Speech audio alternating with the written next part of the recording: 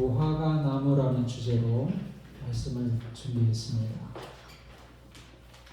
근데 이 말씀에 연관은 있지만 핵심 내용은 재림입니다. 한 해가 다가기 전에 재림에 대해서 제가 개인적으로 느꼈던 것, 이런 것들을 한번 나누고 싶었어요. 그래서 우리의 정체성, 재림 신자로서 재림에 대해서 늘 우리가 마음가짐을 새롭게 하면서 살아야 되겠다. 그래서 말씀을 꼭 드리고 싶은 말씀, 정말 두서없이 드릴 수도 있는데 한번 생각을 해보는 시간이 되셨으면 좋겠습니다. 마태복음 24장 32절부터 33절까지 다 함께 읽어보겠습니다. 시작. 무화과 나무의 비유를 배우라. 그 가지가 연하에 서고 잎사귀를 떼면 여름이 가까운 줄을 아나니 이와 같이 너희도 이 모든 일을 보거든 인자가 가까이 곧 문 앞에 이른 줄 알라. 무화과 나무가 잎사귀가 낼 쯤이면 날씨가 따뜻해졌다는 것을 의미합니다. 여름이 가까운 줄을 아는 거예요. 이스라엘에서 가장 흔한 나무를 통해서 잎사귀만 내면 여름이 가까웠다는 것. 너무나 이스라엘에서 흔하게 볼 수 있는 그런 자연입니다. 오늘 우리나라로 따지면 매화꽃 망울 보면, 개나리꽃 망울 보면 아무리 차가운 바람이 불어도 봄이 곧 온다는 것을 우리가 알 수 있듯이 예수님은 무화과 나무를 통해서 말씀하셨어요. 이 모든 일을 보거든 인자가 가까이 문 앞에 이른 줄 알라. 이 징조만 보면 예수님은 문 앞에 이르렀다는 것을 알아야 된다 말씀하셨어요. 이 모든 일, 직접적으로 예수님이 문 앞에 와 계시다는 직접적인 징조가 뭐였어요? 여기 마태복음 24장 32절 33절 그 앞에 있는 징조예요. 이것도 다 함께 읽어보겠습니다. 시작. 그날 해난 후에 즉시 해가 어두워지며 달이 빛을 내지 아니하며 별들이 하늘에서 떨어지며 하늘의 권능들이 흔들리리라. 그때에 인자의 징조가 하늘에서 보이겠고 그때에 땅의 모든 족속들이 통곡하며 그들이 인자가 구름을 타고 능력과 큰 영광으로 오는 것을 보리라. 이 징조가 있고 그리고 인자의 재림하시는 그 모습이 소개가 되어 있죠. 연관이 있어요. 이 징조가 예수님이 문 앞에 이르렀다는 가장 직접적이고 결정적인 징조입니다. 그게 뭐예요? 환난 후에, 이 환난은 1260년 동안 중세기에 있었던 큰 환난을 의미하고 1798년에 끝이 납니다. 예언을 공부하면 너무나 믿음이 분명해져요. 그 환난 후에 그때쯤에 해가 어두워지며 1780년에 환난 즈음에 끝나는 즈음에서 5월 19일에 해가 어두워지는 일이 있었어요. 그날 밤에 달이 또 어두워졌습니다. 그리고 하늘에서 별들이 떨어진다는 이 징조도 1833년에 성취가 되었어요. 제가 인터넷에서 한번 찾아봤습니다. 그 사진들이 있나? 이게 1780년 5월 19일에 하버드 대학교의 한 교수님이 기록을 썼어요. 이것은 그때의 그 장면들을 이렇게 그린 것입니다. 오전 10시부터 자정까지 10시부터 오전 10시인데 구름과 함께 어두움이 밀려왔어요. 그날 밤 자정까지 이 어두움이 머물러 있었습니다. 바깥에서도 신문을 읽지 못할 정도로 어두웠어요.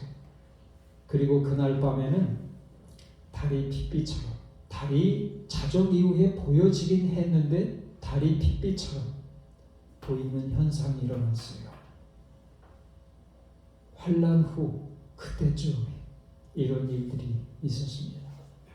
1833년 11월 13일에는 유성들이 떨어지는 일들이 있었어요. 캐나다에서 멕시코까지 거의 북아메리카 전역에서 관찰할 수 있었는데 한 사람의 관찰자가 한 시간에 6만 개의 평균 6만 개의 유성을 볼 수 있었다고 했어요. 한 시간에 6만 개의 유성, 소나기처럼 떨어진 거예요.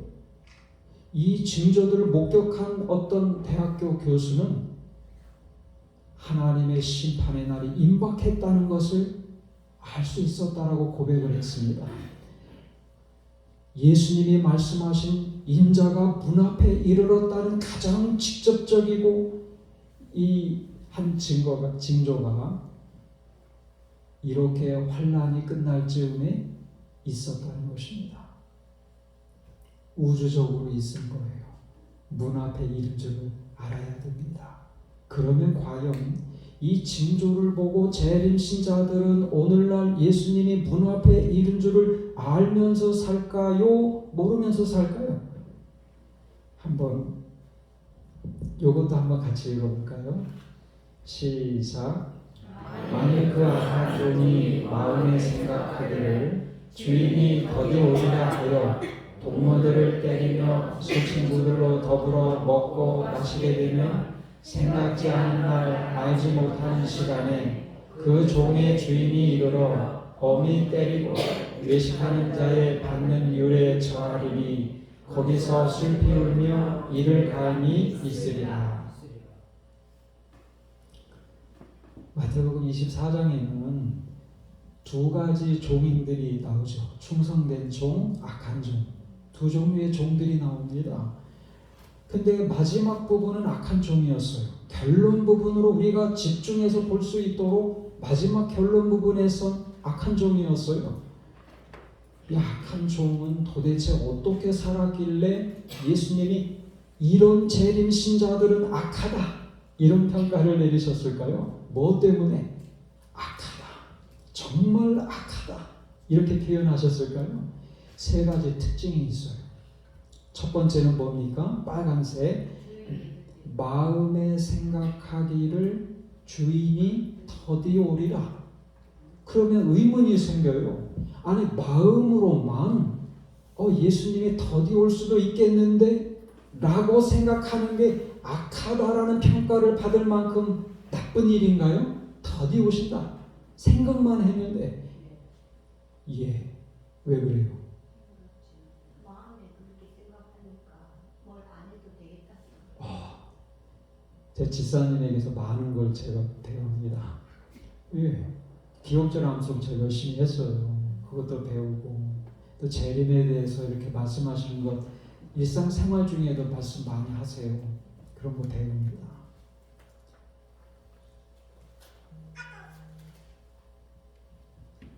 더디 생각하는 사람은 절대 준비하지 않습니다.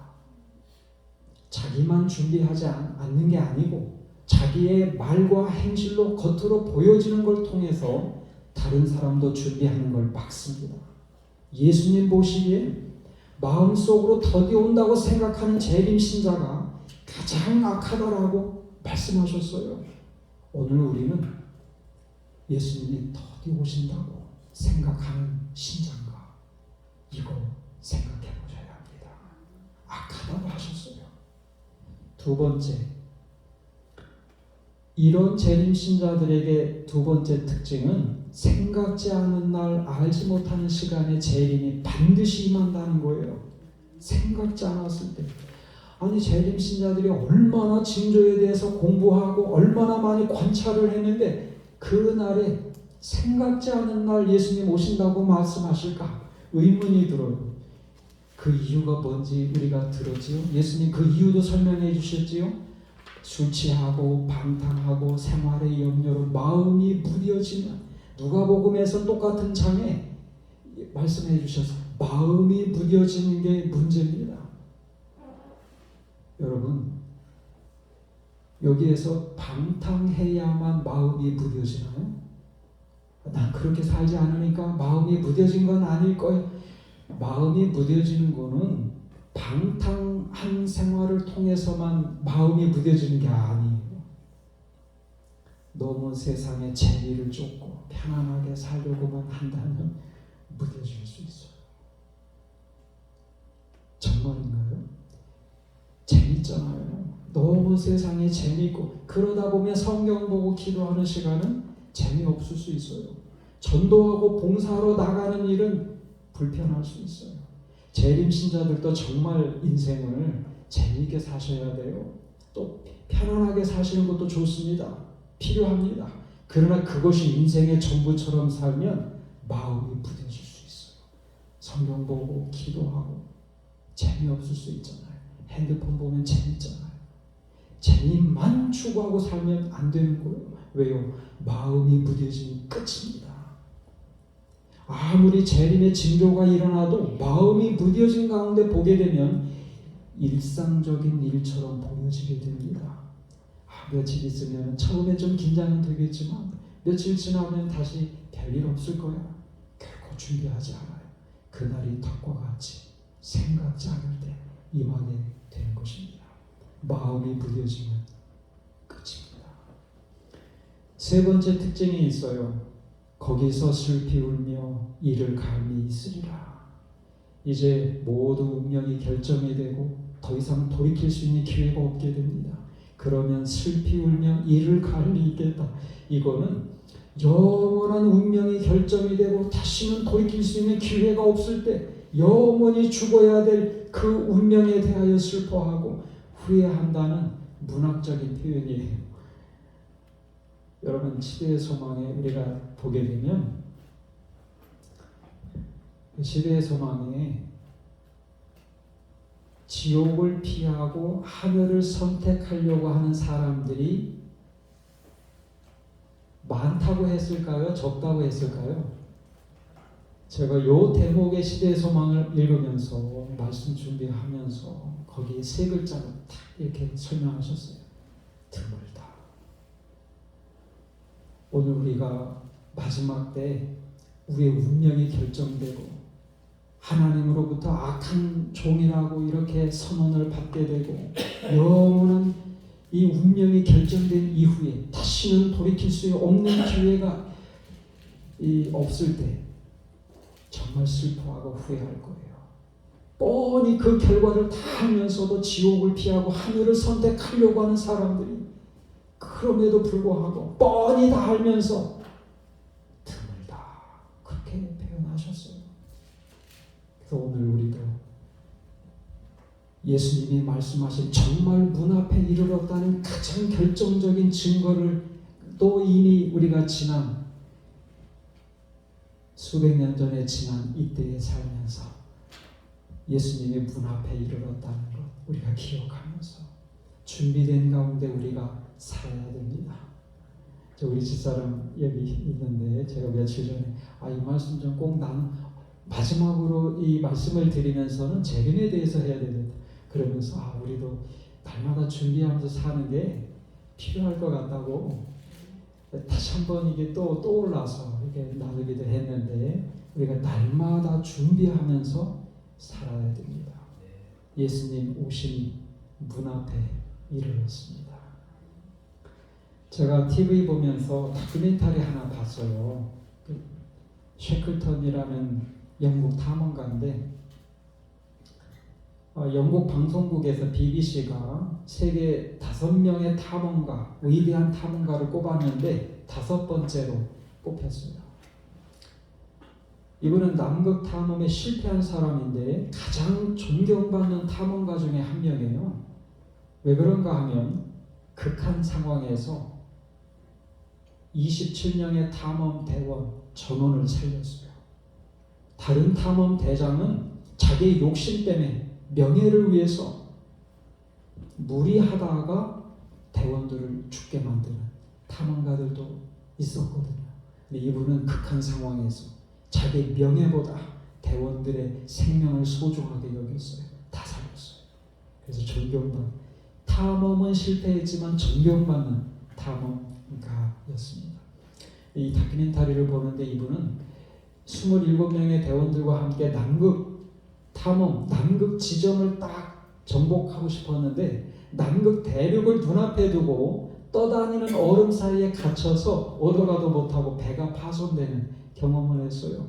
400일 이상을 갇혀있게 된 겁니다. 그러다 간신히 400일 이상 지났을 때 448일 만에 바닷길이 조금 열렸어요. 그 구명정을 내리고 또 이 대원들과 함께 무인도에 가서 또 생활을 했습니다. 전원을 구하려면 큰 배가 필요했어요. 22명을 남겨두고 5명과 함께 이제 큰 배를 구하러 떠난 겁니다. 구명 보트, 조그만 배를 타고 떠난 거예요. 내가 다시 오겠다. 약속을 남기고 떠난 거예요. 밤새도록 노졌고 또 1300km를 가야 되는데 또 이 대륙을 땅을 횡단하고 해서 드디어 도착을 해요. 날씨는 안 좋았지만 배를 띄웠어요. 그리고 극적으로 전원을 구했습니다.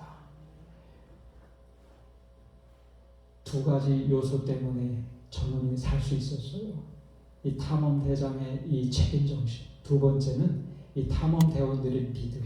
반드시 돌아올 걸 믿고 희망을 갖고 준비하면서 살았어요. 남극의 추위 얼마나 심할까?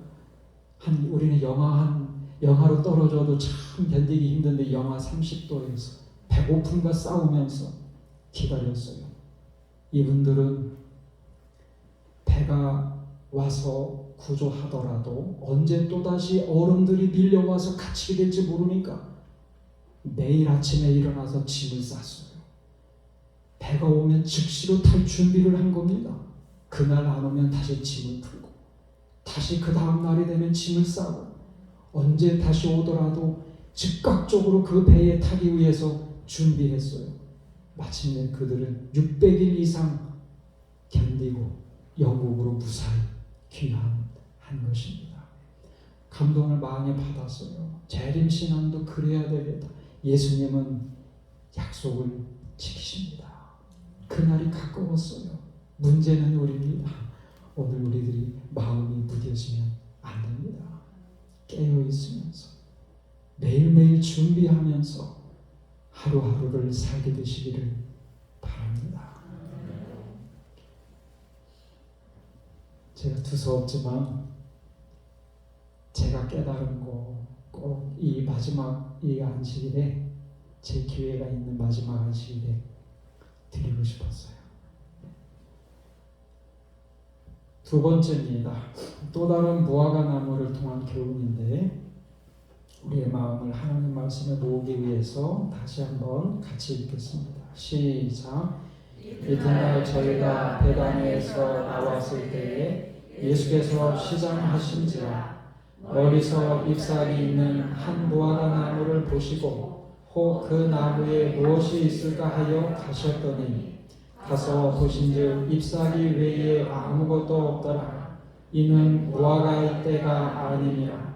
예수께서 나무에게 일러 가라사대 이제부터 영원토록 사람이 내게서 열매를 따먹지 못하리라 하시니 제자들이 이를 듣더라. 잘 아시죠? 이 무화과 나무를 통해서 또 다른 소중한 교훈을 주셨어요. 배가 고프셨는데 마침 무화과 나무에 잎사귀가 무성한 것 보시고 오셨어요. 잎사귀가 있다는 것은 무화과가 이미 있다는 것을 뜻하기 때문에 기대하시고 오신 것입니다. 없었어요. 영원토록 사람이 내게서 열매를 따먹지 못하겠다고 말씀하셨어요. 이튿날 어떻게 됐습니까? 말라서 이 나무가 죽었어요. 예수님이 저주하신 거예요. 어떻게 예수님이 나무를 말라 죽도록 저주하실 수 있었을까?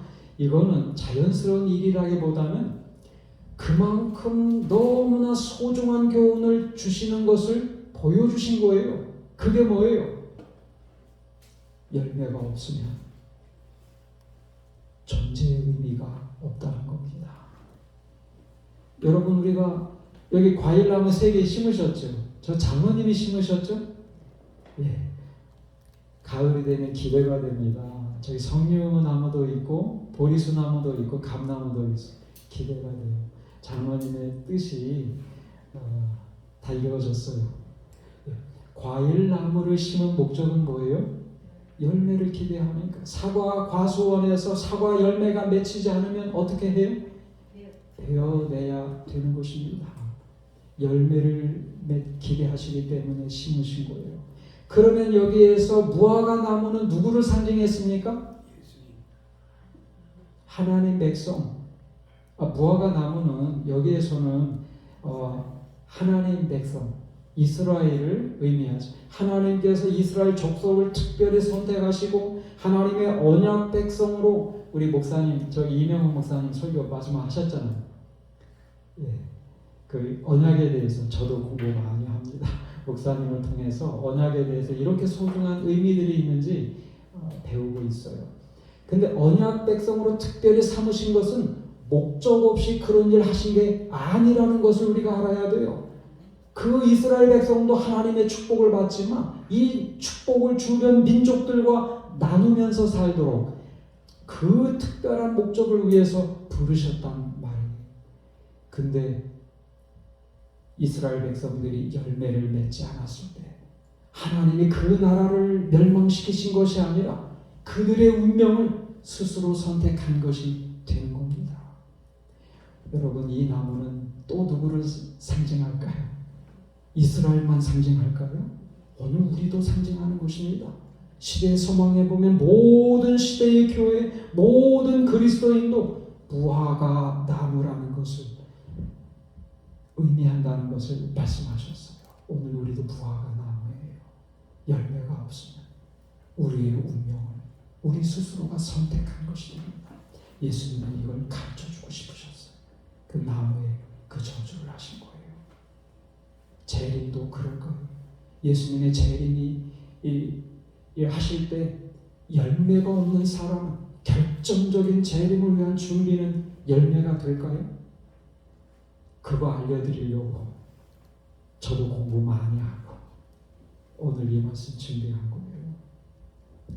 열매가 뭘까? 나도 무화과 나무인데 열매가 뭘까? 시대 소망 잘 읽어봤어요.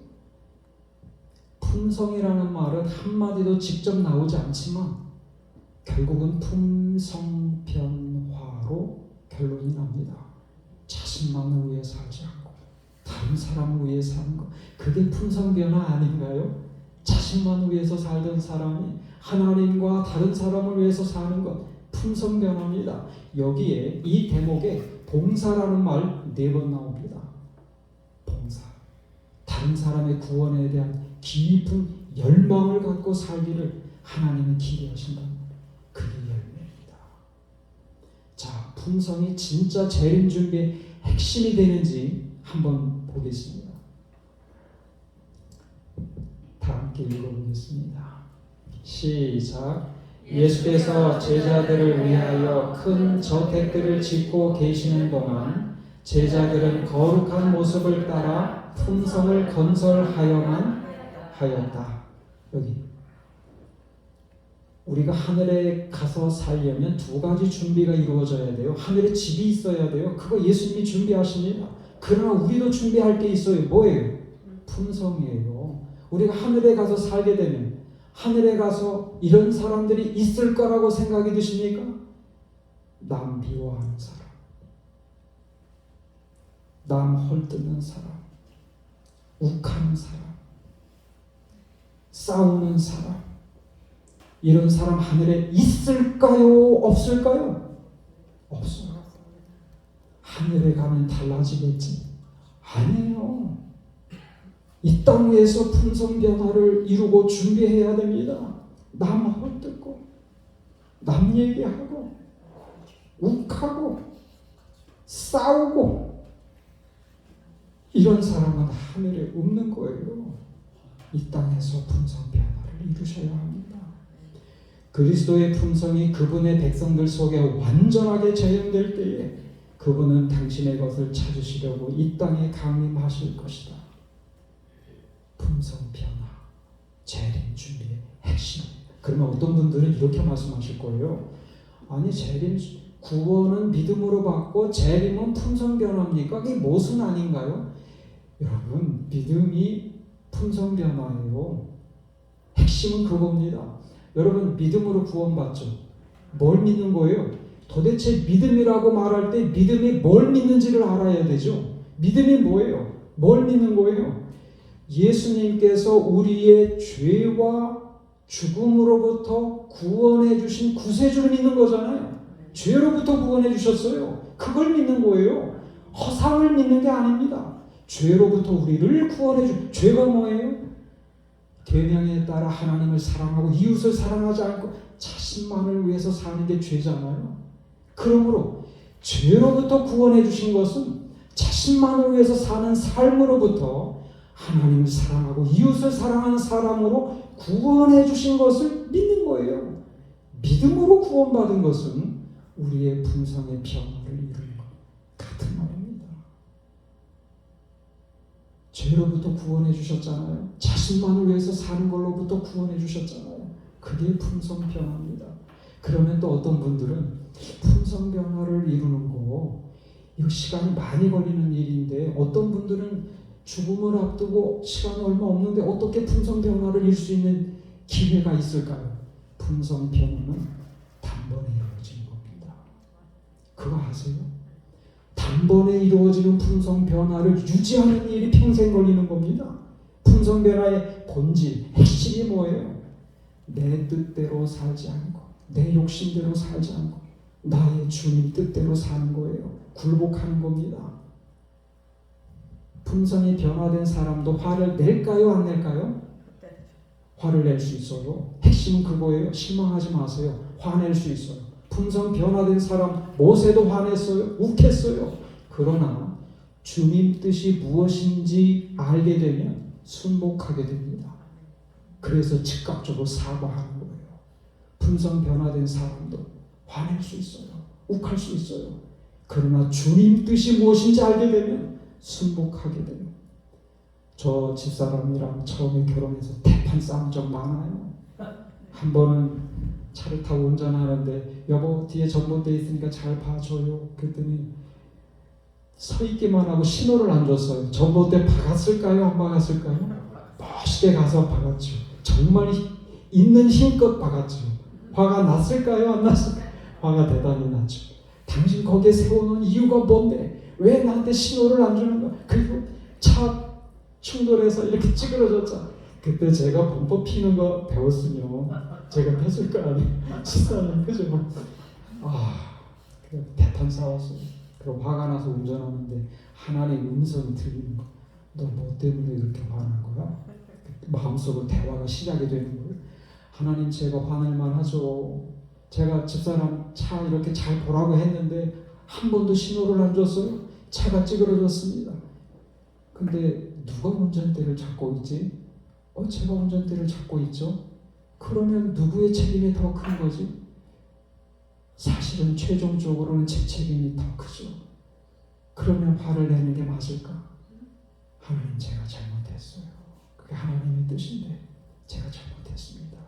그래서 즉각적으로 제가 여보 내가 미안해. 내가 잘못했어. 당신한테 화낼 일 아니야. 내가 잘못했어. 품성 변화는 이런 겁니다. 물론 점점 변화되면 나중에는 화 안 내면 제일 좋겠지. 화낼 수 있어요. 품성 변화된 사람도 모세도 화낼 수 있어요. 그러나 하나님의 뜻이 분명하게 뭔지를 안다면 순복하셔야죠. 주님이신 내 인생의 주님이신데 그게 품성 변화입니다. 순간적으로 일어나는 거예요. 여러분 마태복음 25장에 보면 시간이 없어서 읽지는 않겠는데 재림 징조에 대해서 말씀하시고 재림 준비에 대해서 25장에 말씀하시잖아요. 세 가지 비유를 말씀하셨는데 주제는 하나로 통일이 됩니다. 품성 변화입니다. 품성 변화는 첫 번째 비유 가운데에서 열처녀의 비유에서는 기름에 대해서 성령 충만에 대해서 말씀하시잖아요. 품성 변화는 우리의 힘으로 가능할까요? 못할까요? 가능하지 않죠. 예. 그래서 성령 충만하셔야 돼요. 그 일은 하나님의 힘으로만 품성 변화가 이루어집니다. 그거 하셔야 돼요. 어떤 목사님, 이름만 대면 너무나 유명한 목사님, 한번 제가 소개해드렸잖아요. 내가 죽어도 저 사람은 용서가 안 돼. 이렇게 말씀하신 은퇴하신 목사님. 우리 교회에서도 최고로 유명한 책임자이셨는데 그분 그런 말씀하셨어요. 내가 죽어도 그 사람은 용서가 안 돼. 저는 개인적으로 잘 아는 분을 통해서 들었어요. 그 말이 맞을까요? 틀릴까요? 맞아요. 사실은 사람의 힘으로는 용서하는 것 죽어도 안 됩니다. 사람의 힘으로, 자기 힘으로 자기의 죄된 욕망을 이길 수 있을까요? 없을까요? 죽어도 안 됩니다. 안 돼요. 그래서 여러분, 그 순간 좌절하지 마세요. 그게 맞는 거예요. 그건 엄연한 현실이에요. 좌절하지 마세요. 내 힘대로 안 된다고 좌절하지 마세요. 하나님을 찾으세요. 무릎을 꿇으시고 기도드리세요. 그러면 하나님이 우리의 마음을 차분하게 바꿔주시고 성령의 은혜를 더하여 주셔서 하나님 뜻에 굴복하시게 만들어 주십니다. 하나님 찾으세요. 내 힘으로 되는 거 절대로 아닙니다. 좌절하지 마세요. 하나님을 찾으세요. 그게 바로 이 열처녀의 비유의 핵심입니다. 세 번째 비유는 뭐예요? 양과 염소의 비유. 핵심이 뭐예요? 지극히 작은 자를 대접한 사람들. 제가 기도하고 마칠 겁니다. 안 오셔도 됩니다. 예. 핵심이 뭐예요? 지극히 작은 자를 어떻게 대접했는가가 예수님을 대접한 것이고, 이런 사람들에게 창세로부터 예비한 하나님 나라를 상속하게 해 주신다는 말씀이에요. 여러분, 품성 변화는 말로 되는 게 아니에요. 그 생활 가운데 실천하셔야 됩니다. 다른 사람에게 봉사하는 것이, 다른 사람을 기쁘게 하는 것이 자신을 기쁘게 하는 것이고, 다른 사람을 구원하는 것이 자신의 구원을 이루는 일임을 보여주신 거예요. 이걸 말로가 아니라 실천할 때 우리의 품성이 변화될 수 있다는 것을 보여주신 것입니다. 불편하죠. 다른 사람 사랑하는 거 불편하죠.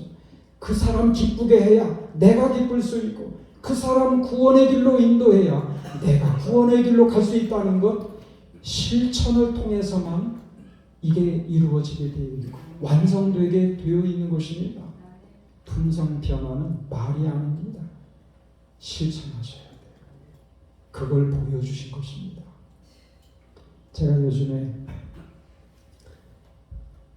이광기라는 배우예요. 이분이 간증하셨어요. 배우는 게 제가 너무 많아서 세 가지만 소개해 드리려고요. 이분이 8살 된 아들을 잃었어요. 이분도 본래는 교인이 아닌데 아내가 교회 다니면서 이분을 인도했어요. 근데 제일 먼저 만난 시험에 아들이 죽은 거예요. 방황이 되는 겁니다. 근데 이분이 이 아들이 죽은 걸 통해서 깨달은 거, 하나님, 저는 내 손에 잡히는 건 다 내 건 줄 알았는데 내 것이 아니라는 진리를 깨닫게 해주셨네요. 하나님이 가져가시려면 모든 걸 가져가실 수 있다는 걸 알게 됐습니다. 오늘 우리가 가지고 있는 거 우리 거 아니라는 거죠. 예, 우리의 가족도 우리의 재산도 우리가 누리고 있는 모든 것 내 것 아니라는 걸 아들의 죽음을 통해서, 소중한 것을 하나님이 가져가시는 경험을 통해서 하나님 것이라는 걸 깨달았다. 내 거 아니에요. 가족도 재산도 누리는 거 내 거 아니에요. 그거 깨달으셨어요. 두 번째, 이분이 이제 그 생명보험, 아들의 생명보험금이 다 이렇게 나왔는데 어떻게 쓸까 하다가, 근데 그 다음 해에 IT 섬나라에서 지진이 났어요. 많은 사람들이 죽었어요. 고아들이 보였어요. 아들 생각이 났어요. 아들의 생명보험금으로 난 걸 기부하겠다고 생각을 했습니다. 방송국에서 연락이 왔어요. 연예인이 기부하면 그 가마 때문에 많은 사람이 동참할 거니까 촬영 좀 같이 하자고, IT에 가서. 그래서 이분이 기도를 드렸어요. 내가 가야 되나 말아야 되나 이게 기도를 드렸는데 그때 기도드리면서 깨달은 것 4일이 지나서 갑자기 내가 너와 함께 한다는 말씀이 떠올랐습니다. 갑자기 제가 폭풍같이 오열했습니다. 하나님은 내가 어디로 향하는지 방향을 보고 싶으셨던 것입니다. 나를 이끌어 주시기도 하지만 하나님이 진정 기뻐하시는 일은 내가 스스로 하나님이 원하시는 일을 찾아가는 것입니다. 그때 하나님 그럼 저는 갈게요 라고 말씀드렸습니다. 왜 하나님 기도를 내가 IT 가서 촬영을 하는 게 맞는지 하나님이 가라고 하시는지 기도드렸어요. 근데 가라는 말씀은 안 하시고 내가 너와 함께 하신다 이 말씀만 했는데 곰곰이 이 말씀의 의미를 생각을 하는데 하나님은 내가 스스로 결정해서 자원해서 가는 거를 보시고 싶으신 거라고 깨달아졌다는 거예요. 가라고 해서 가는 것보다 내가 자원해서 가는 건 다르잖아요. 그거 깨달고 이분이 많이 우셨다고 했어요. 여러분 하라고 해서 하는 거하고 자원해서 하는 거 달라요. 누가 교회 일을 하라고 해서 하는 게 아니라 여러분 스스로가 이 교회를 위해서 뭘 해야 될까? 어떤 봉사를 하면 좋을까? 자원해서 하신다면 하나님은 정말 더 기뻐하실 거라고 생각합니다. 그걸 깨달으시고 하나님이 가라는 말씀보다 함께 하신다는 말씀을 주셨고 근데 이제 가서 이제 고아원을 방문했는데 다들 고아들이 선물만 딱 보고 있는데 한 아이는 눈물이 쫙 글썽글썽한 거예요.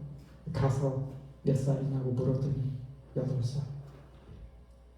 아들의 나이와 똑같은 거. 가슴이 뭉클했어.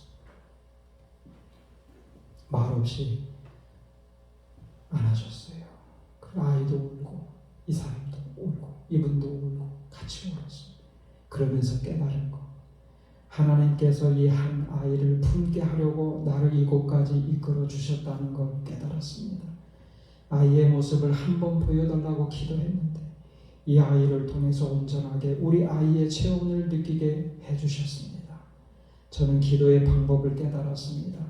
절대 저를 위한 기도를 안 하고 주변 사람을 행복하게 해달라고 기도합니다.